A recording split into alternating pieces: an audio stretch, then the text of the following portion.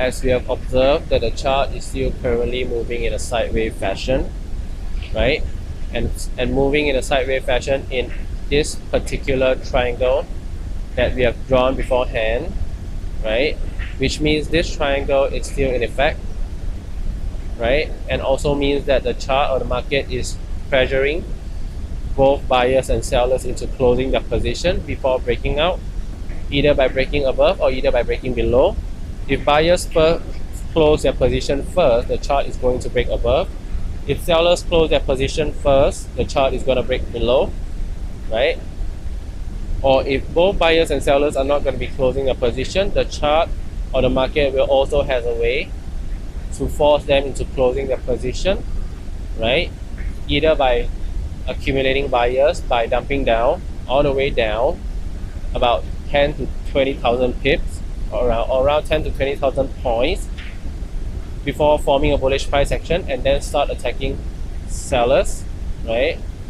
So we do not know what the chart is going to do now because it is still moving in a sideways fashion and moving in this particular triangle that we have drawn beforehand, which means this triangle is still in effect. And this also proves that whatever I have said before this is all true, right? Because if I do not do a detailed analysis of the chart, how will I know that this triangle is going to happen? And how would I have drawn this triangle before it even happened, right? I'm not smart. I'm not a genius, right? I'm not a genius. I'm not that smart.